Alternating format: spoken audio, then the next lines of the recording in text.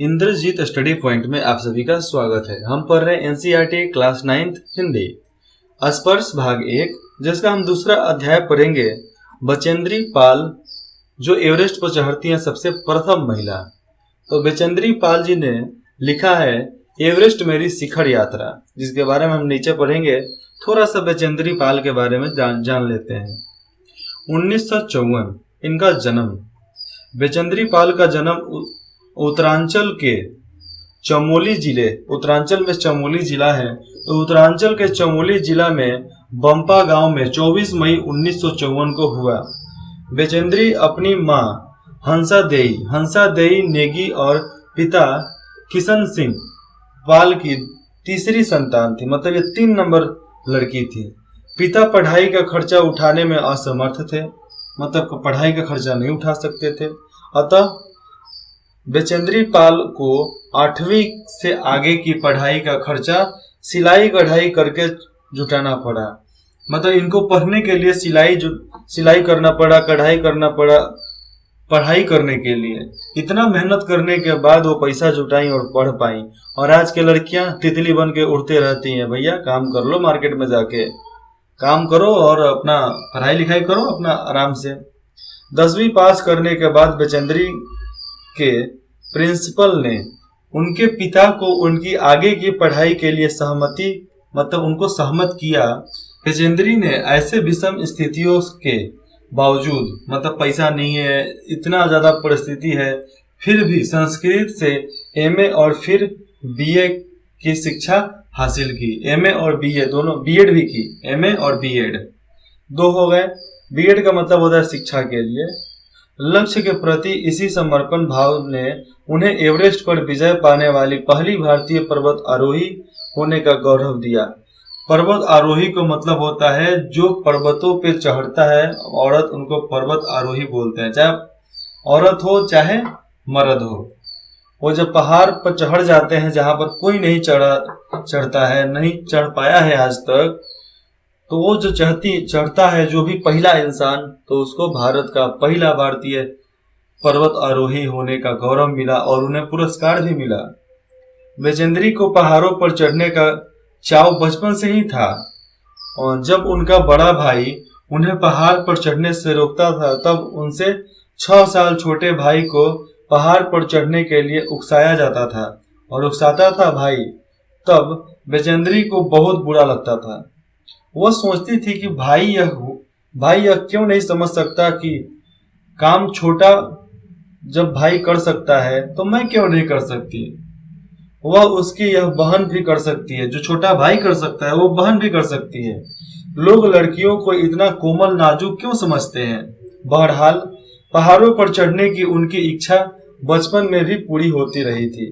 चूंकि इनका परिवार साल के कुछ महीने एक ऊंचाई वाले गांव में बिताता था, तो कुछ महीने पहाड़ के नीचे तराई में बसे हुए एक गांव में इनके, मतलब हमारे परिवार की दिन दशा बीतती थी। देखो, जो पहाड़ों के साइड में रहते हैं ना, तो वो क्या होते हैं, गर्मी में ऊपर चले जाते हैं, गर्मी में ऊपर चले जाते हैं और ठंडी में नीचे चले आते हैं। क्योंकि गर्मी में जब बर्फ पिघलता है तो इधर नीचे वाले को बहुत दिक्कत होती है, सारा हरा भरा घास खत्म हो जाता है, इसलिए लोग ऊपर जाते हैं। और जब वो मौसम खत्म हो जाता है तो फिर नीचे चाहे ठंडी आ गई, बहुत ज्यादा ठंडी, तो ऊपर का छोड़कर नीचे आ जाते हैं। हिमालय पर ऐसा बहुत पहाड़ी है जहां पर लोग नहीं जा पाते हैं ठंडी में, क्योंकि वहां पर इतना ज्यादा बर्फबारी होता है, इतना ज्यादा कि समझो कि आप कपड़े नहीं पहनो ना, आपका खून यूं सेकंडों में जम जाएगा।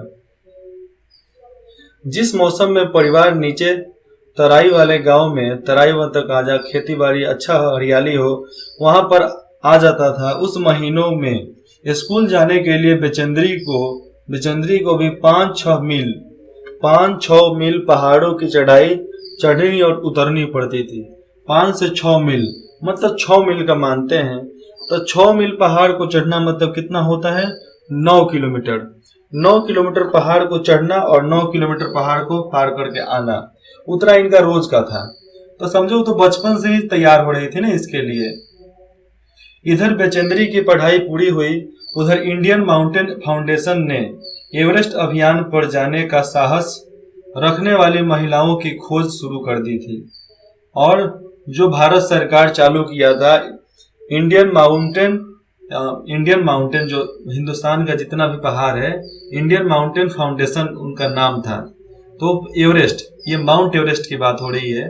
तो माउंट एवरेस्ट पर चढ़ने के लिए एक मतलब इन फाउंडेशन के वजह से सारा पैसा वैसा सब दिया जाता था, खान पीन, सिलेंडर, ऑक्सीजन सब मिलता था कि आप चढ़ो, आप चढ़ सकते हो तो चढ़ो।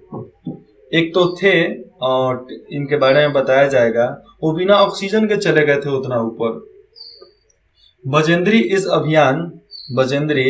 अभियान दल में शामिल हो गई और शामिल होने के बाद ट्रेनिंग के दौरान बजेंद्री 7,500 मीटर ऊंची मानचोटी है, नेपाल के साइड में पड़ता है, तो 7,500 मीटर ऊंची मानचोटी पर सफलतापूर्वक चढ़ी। कई महीनों के अभ्यास के बाद आखिर वह दिन आ गया जब उन्होंने एवरेस्ट विजय के लिए प्रयाण मतलब यात्रा शुरू कर दी।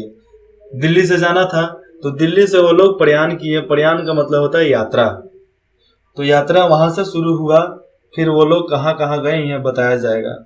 बजेंद्री ने एवरेस्ट विजय की अपनी रोमांचक पर्वत आरोहण यात्रा का मतलब पर्वत पर जब चढ़ती हैं उस यात्रा का संपूर्ण विवरण स्वयं ही कमलबद्ध किया है, मतलब लिखा है। प्रस्तुतः अंश उसी वितरण में से लिया गया है, मतलब उन्हीं के किताब में से इसको लेकर लिखा गया है इस पाठ को। यह लोमहर्षक अंश बजेंद्री के, ये जो छोटा सा खुशी का जो अंश है, बजेंद्री के उस अंतिम पड़ाव के शिखर तक पहुंचना तिरंगा लहराने के पल पल का ब्यौरा बयान करता है। इसे पढ़ते हुए ऐसा लगता है कि मानो पाठक भी उनके कदम से कदम मिलाता हुआ सभी खतरों को दुख झेलता हुआ एवरेस्ट के शिखर पर जा रहा है। जो पढ़ता है उसको भी लगता है कि हम एवरेस्ट पर जा रहे हैं। आप भी पढ़ोगे, अभी सुनोगे तो लगेगा कि हम भी एवरेस्ट पर चढ़ रहे हैं। तो चलिए अब शुरू करते हैं एवरेस्ट मेरी शिखर यात्रा। अब एवरेस्ट पर चढ़ना ही माउंट एवरेस्ट पर हमारा सपना हो गया है। एवरेस्ट अभियान दल 7 मार्च को दिल्ली से काठमांडू के लिए हवाई जहाज से चल दिए।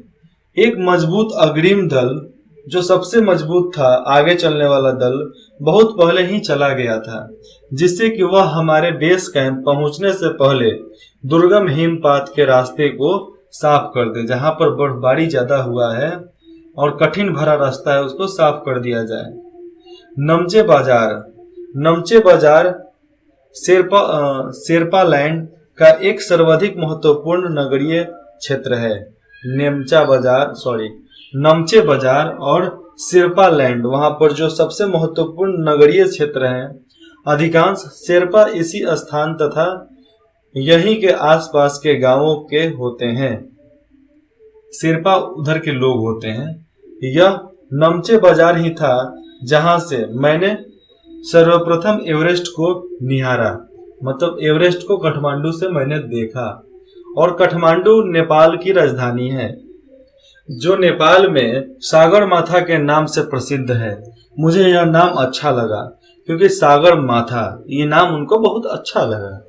एवरेस्ट की तरफ गौर से देखते हुए मैंने एक भारी बर्फ का बड़ा फूल मतलब क्या, बड़ा सा एकदम लगता था कि बर्फ का एक बहुत बड़ा फूल है, वैसा देखा, जो पर्वत शिखर पर लहराता एक ध्वज सा लग रहा था। वह फूल, मुझे बताया गया कि यह दृश्य शिखर की ऊपरी सतह के आसपास 150 किलोमीटर अथवा इससे भी अधिक की गति से हवा चलने के कारण बनता है। वो जो फूल दिख रहा है वो बहुत तेज हवा चलने के वजह से दिख रहा है। हवा का स्पीड 150 किलोमीटर प्रति आवर, उस स्पीड से हवा बह रहा था।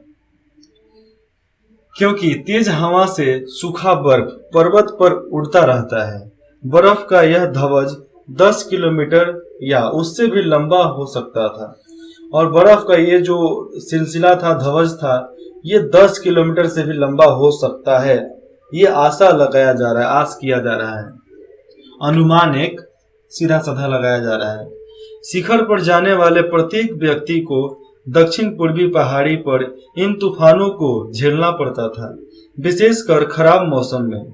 अच्छा मौसम तो ठीक था, खराब मौसम में ज्यादा झेलना पड़ता था।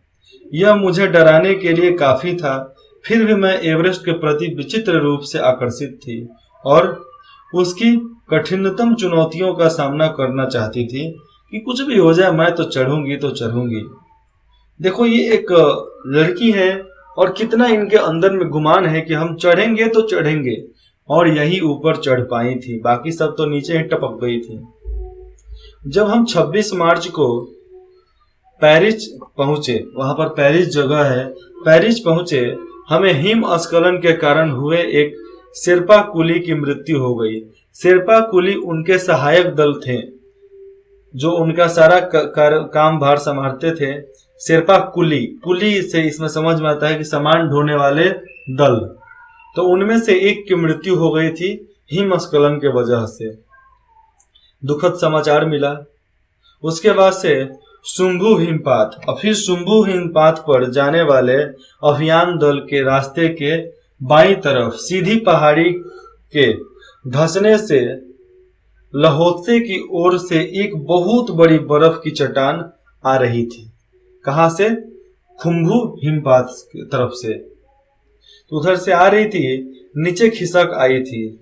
16 शेरपा कुलियों, मतलब 16 शेरपा कुलियों के दल में से एक की मृत्यु हो गई और 4 घायल हो गए थे।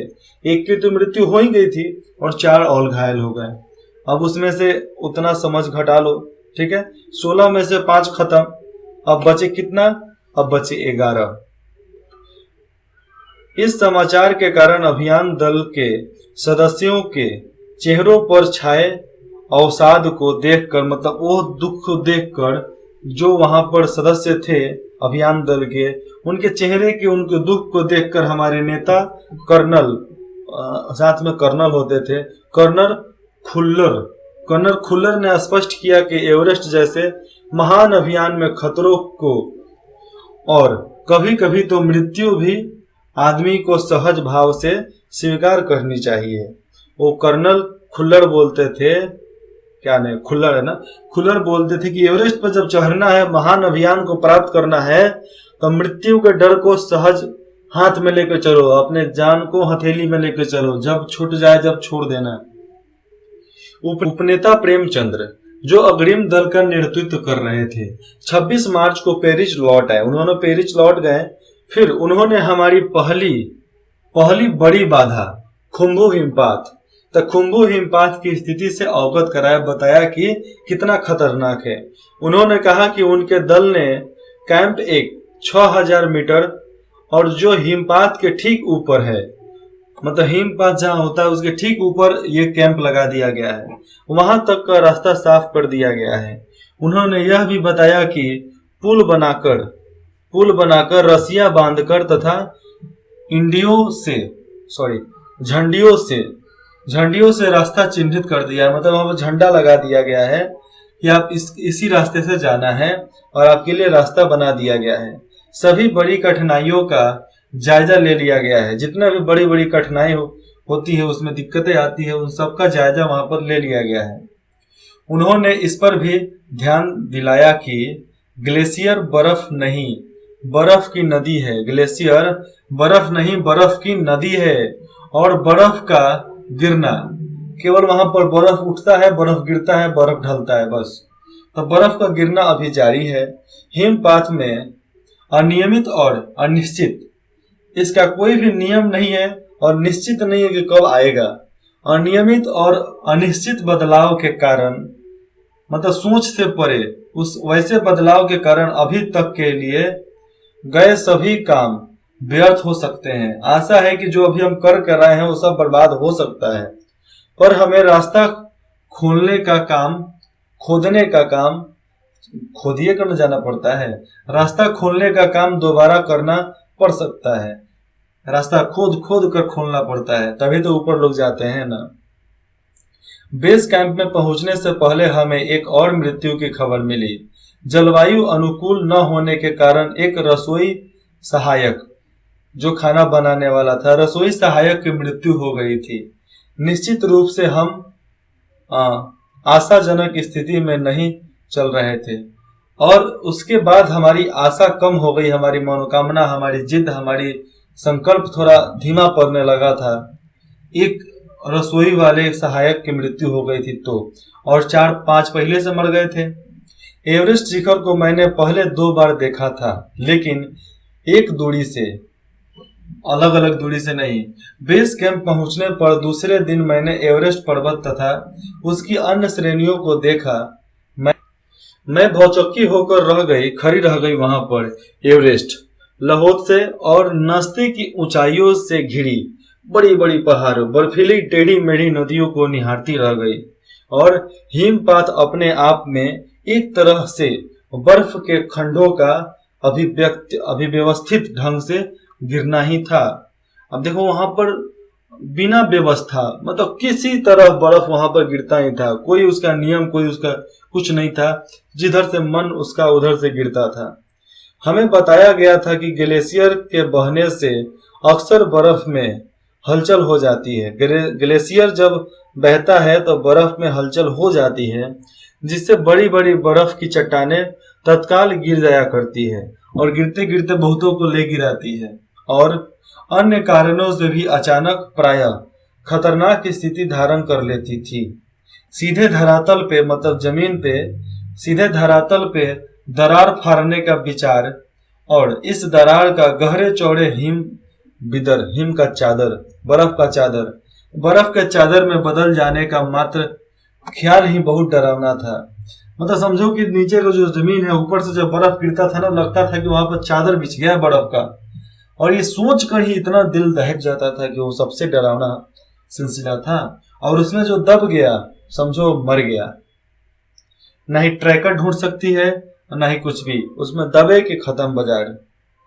इससे भी ज्यादा भयानक इस बात की जानकारी थी कि हमारे संपूर्ण प्रवास के दौरान हिमपात लगभग 1 दर्जन आरोहियों और कुलियों को प्रतिदिन छूता रहेगा।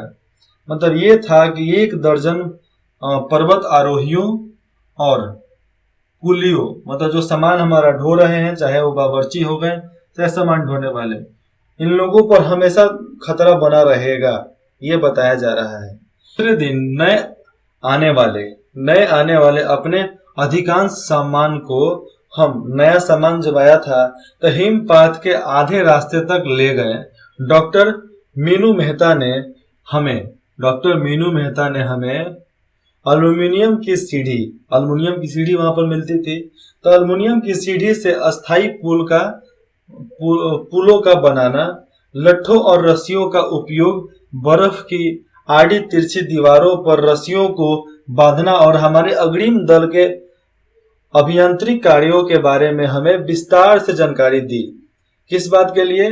अल्युमिनियम का सीढ़ी का इस्तेमाल करना, उससे पुलिया बनाना, पुल बनाना, लट्ठों का इस्तेमाल करके, रस्सों का इस्तेमाल करके बर्फ पर चढ़ना, टेढ़ी तिरछी दीवारों पर चलना और उसके रास्तों से निकलना, ये सब अग्रिम दल के जो नए अभियांत्रिक कार्य थे उसको बताया गया, हमें पूरी जानकारी दी गई।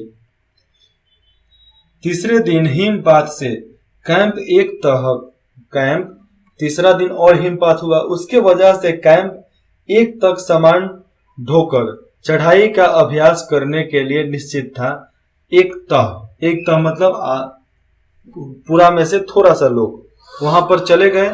रीता, गोम्बू तथा मैं साथ साथ चढ़ रहे थे। उसके बाद से हमारे पास एक वॉकी टॉकी था। वहां पर वॉकी टॉकी, फोन तो काम करेगा नहीं, जिससे हम अपने हर कदम की जानकारी बेस कैंप पर दे रहे थे। कर्नल खुलर उस समय खुश हुए जब हमने उन्हें अपने पहुंचने की सूचना दी, क्योंकि कैंप एक पर पहुंचने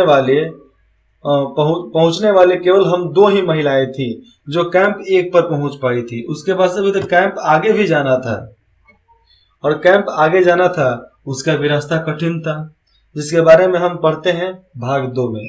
धीरे धीरे पढ़ना है, समझ समझ कर पढ़ना है, और ये जान कर पढ़ना है कि कैसे कैसे हम चढ़े। तो आराम आराम से मेरे साथ चलते रहिए। दूसरा पार्ट देखिए आप। इंद्रजीत स्टडी पॉइंट में जुड़ने के लिए धन्यवाद। आशा करते हैं कि आप कुछ कमी हो तो फीडबैक जरूर देंगे। चाहे कमेंट करेंगे।